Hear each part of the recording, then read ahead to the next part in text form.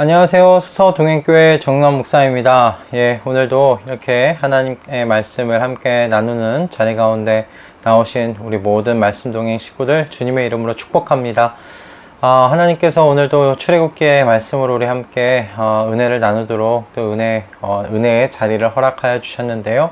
여기서 함께 하나님의 말씀을 함께 나누면서 하나님의 마음을 더 깊이 알아가고 하나님께서 인도하시는 삶의 자리가 무엇인지, 모습이 무엇인지 알아감으로 우리의 삶을 그렇게 조금씩 변화시켜가는 복된 그 삶의 어떤 출발점, 그걸 새롭게 전하는 터닝포인트가 될 수 있기를 소원합니다. 우리 함께 기도함으로 주님께서 주신 또 말씀의 은혜의 자리 가운데 함께 나아가도록 하겠습니다. 기도하겠습니다.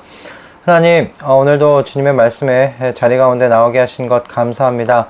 이 시간이 말씀이 우리를 변화시켜 나아갈 수 있도록 인도해 주시고 주님의 마음을 더 깊이 알아가는 귀하고 복된 말씀의 자리 되어지도록 주님 인도하여 주시옵소서.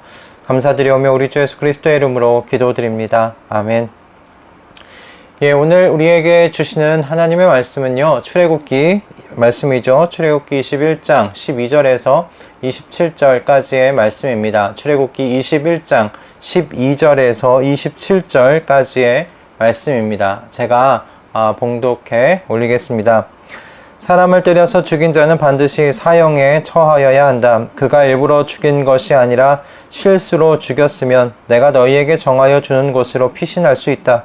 그러나 홧김에 일부러 이웃을 죽인 자는 나의 제단으로 피하여 오더라도 끌어내서 죽여야 한다. 자기 부모를 때린 자는 반드시 사형에 처하여야 한다. 사람을 유괴한 자는 그 사람을 팔았든지 자기가 데리고 있든지 반드시 사형에 처하여야 한다. 자기 부모를 저주하는 자는 반드시 사형에 처하여야 한다. 사람이 서로 싸우다가 어느 한 사람이 상대방을 돌이나 주먹으로 때려서 그가 죽지 않았으나 자리에 눕게 되었는데 그가 일어나서 지팡이를 짚고서라도 길을 다닐 수 있게 되면 때린 사람은 형벌을 받지는 않으나 그동안에 입은 손해를 갚아주고 다 나을 때까지 치료비를 대주어야 한다. 어떤 사람이 자기의 남종이나 여종을 몽둥이로 때렸는데 그 종이 그 자리에서 죽으면 그는 반드시 형벌을 받아야 한다. 그러나 그들이 하루나 이틀을 더 살면 주인은 형벌을 받지 않는다. 종은 주인의 재산이기 때문이다. 사람이 서로 싸우다가 임신한 여자를 다치게 하였는데 낙태만 하고 달리 더 다친 데가 없으면 가해자는 그 여자의 남편이 요구하는 대로 반드시 배상금을 내되 배상 금액은 재판관의 판결을 따른다. 그러나 그 여자가 다쳤으면 가해자에게는 목숨은 목숨으로, 눈은 눈으로, 이는 이로, 손은 손으로, 발은 발로, 화상은 화상으로, 상처는 상처로, 멍은 멍으로 갚아야 한다. 어떤 사람이 자기 남종의 눈이나 여종의 눈을 때려서 멀게 하면 그 눈을 멀게 한 값으로 그 종에게 자유를 주어서 내보내야 한다. 그가 자기 남종의 이나 여종의 이를 부러뜨리면 그 이를 부러뜨린 값으로 그 종에게 자유를 주어서 내보내야 한다. 아멘.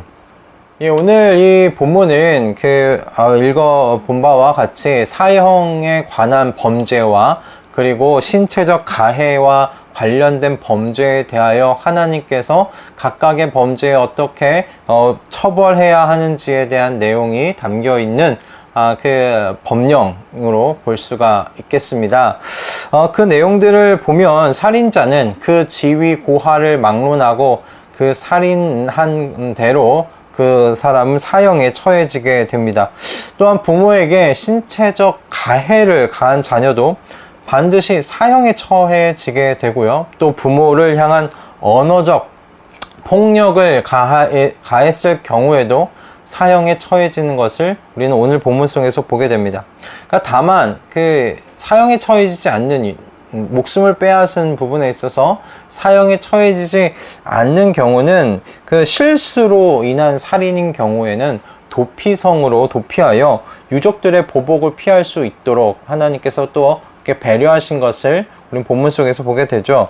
하나님께서 이렇게 하심으로 어떤 일들을 하나님의 나라 안에서 지금 이루어 가고 계신지 보게 되는데요. 그것은 보복이 또 다른 보복을 낳지 않도록 죄가 또 다른 죄를 낳지 않도록 그 죄를 끊도록 하나님께서 조치하시는 것을 좀 생각해 볼 수 있게 됩니다.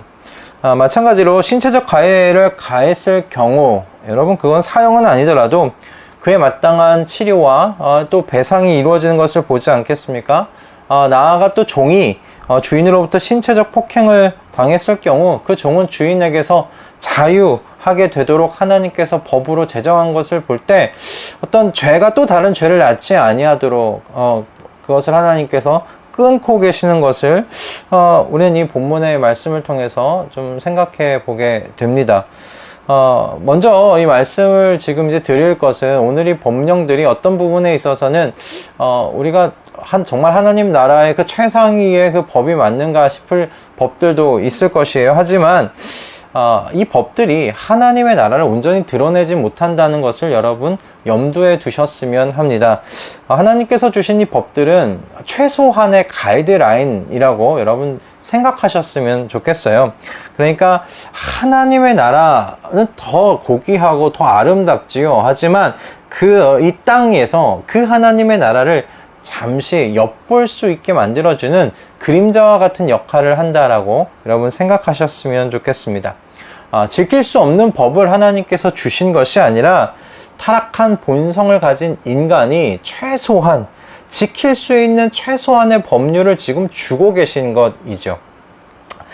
하지만 여러분 이 법들이 그와 같은 한계가 있다 하더라도 하나님께서는 이 하나님 나라 안 하나님께서 세우시는 그 하나님의 나라 안에서 죄가 죄를 낳는 일이 없도록 이 법들을 사용하고 계신 것을 우리는 생각해 볼 수가 있겠어요. 살인자는 반드시 사형에 처해져야 된다. 주인이 여러분 종을 살인하여도 이 법률은 그대로 적용이 되는 것이죠. 주인이 종을 살인했을 때는 이 법령이 적용되지 않는 것이 아니에요. 모든 살인자는 반드시 사형에 처해져야 한다라고 이 법령은 분명히 이야기를 하고 있어요. 때문에 여러분 이 법령이 적용되는 나라에는 원한의 관계가 저는 없을 거라고 생각했습니다. 원한의 관계가 없는 나라. 생각해 보십시오. 원한이라는 것이 언제 생기는 것 같으세요? 원한은 언제 생길까요? 제가 이리저리 그냥 생각해 본 바로는 이 원한이라는 것이 힘의 차이 때문에 생기는 것이다 라고 생각이 들었어요. 강한 자에게 약한 자가 짓밟힐 때 약한 자가 가지는 이 원통함, 이 분함, 이 억울함, 이것이 원한이 아니겠습니까?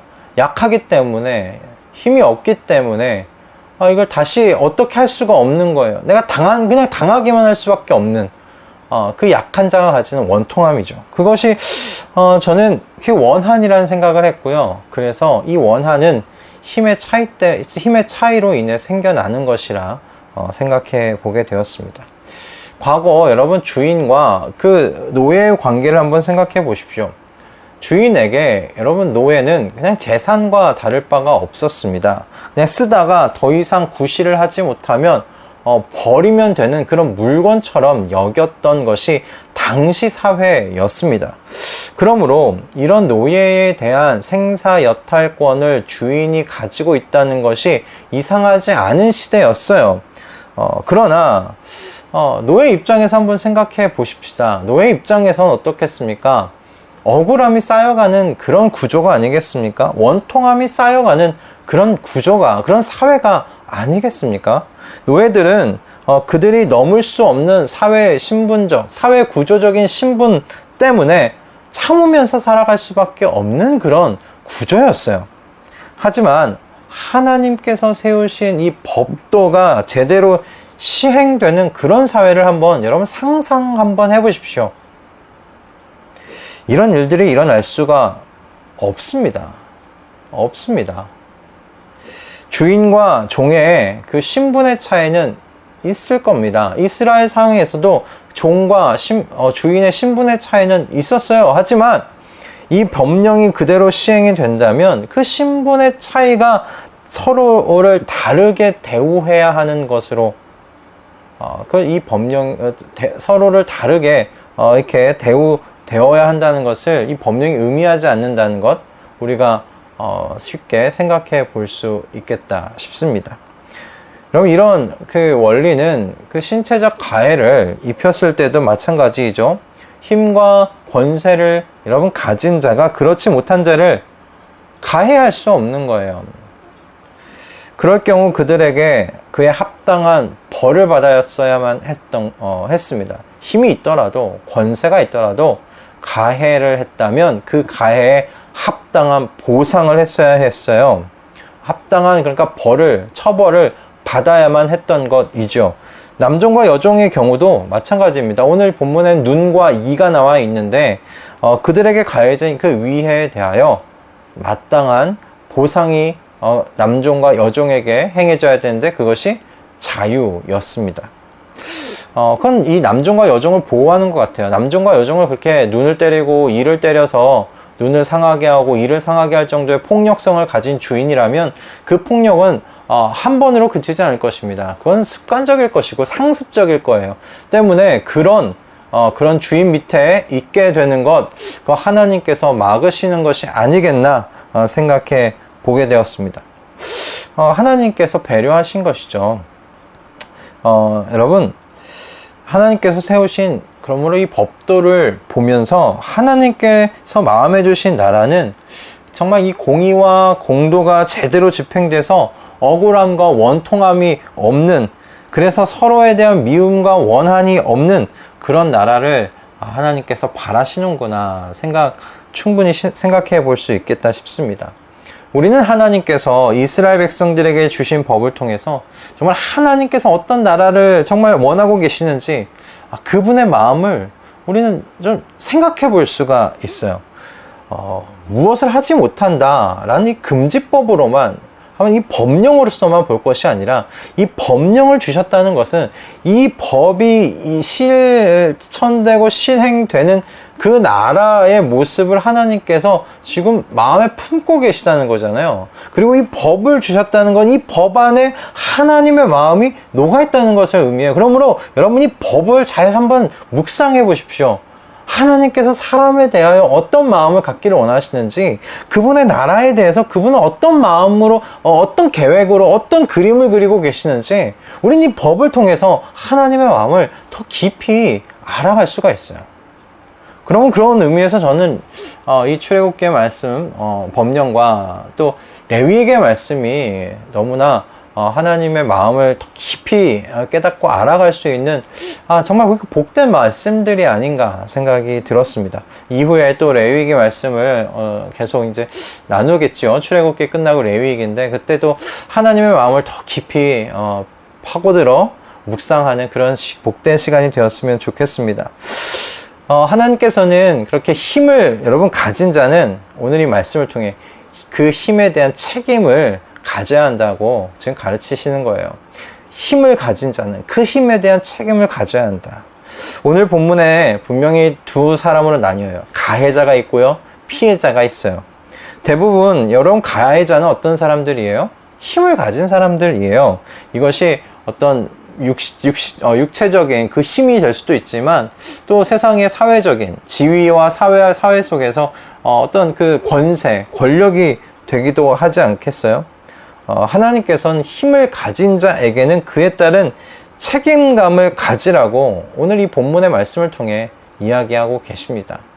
하나님께서 그렇게 가지신 그 마음은 그런 너희가 가지고 있는 그 힘을 통해 약한 자를 가해하는 것이 아니라 그들을 아프게 하고 그들을 다치게 하고 그들의 마음에 원통함을 갖게끔 하는 것이 아니라 그 나약한 자들을 긍휼히 여기고 배려해주고 사랑으로 그들을 대하여 주라고 이 본문의 말씀을 통해 이야기하고 계신 것이 아니겠나 싶습니다. 언제나 구약에서 하나님께서는 고아와 과부의 하나님으로 당신을 소개하세요.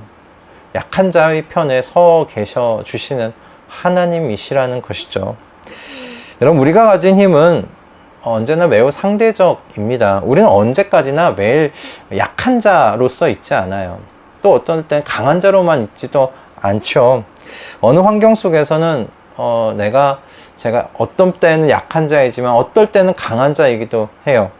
외부에서 세상 속에서 보잘것없고 약한 존재일 수 있지요. 하지만 집에 여러분 돌아오면 우리는 가장 어떤 의미에선 가장 강한 완력을 가진 존재가 되기도 하지 않습니까? 하나님께서는 그 힘에 대한 책임을 스스로 져야 한다라고 말씀하세요.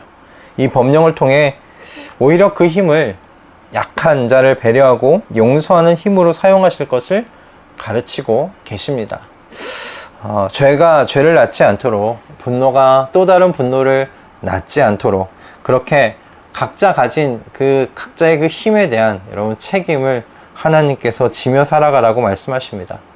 여러분, 모든 사람은 언젠가 반드시 죽게 되어 있습니다. 그리고 죽음 이후에는 심판이 있다고 하나님께서 히브리서 기자를 통해 말씀하셨습니다.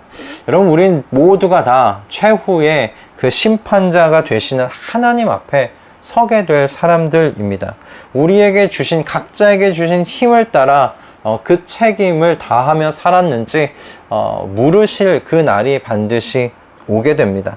여러분, 그럴 때 우리가 가진 그 힘을 가지고 원통함과 분통, 어떤 원통함과 그 억울함을 낳는데 그 힘을 사용했던 인생으로 드러나는 것이 아니라 그 힘을 오히려 배려와 용서와 그리고 사랑을 세워가는 인생으로 사용했음이 드러나는 귀하고 복된 인생들이 다 되실 수 있기를 바랍니다. 그렇게 최후의 심판자 되시는 하나님 앞에서 우리의 인생이 다 드러나는 그날을 우리가 이 땅에서 또 준비해 갈 수 있기를, 그 준비해 가는 지혜가 있기를 주님의 이름으로 축복합니다. 기도하겠습니다.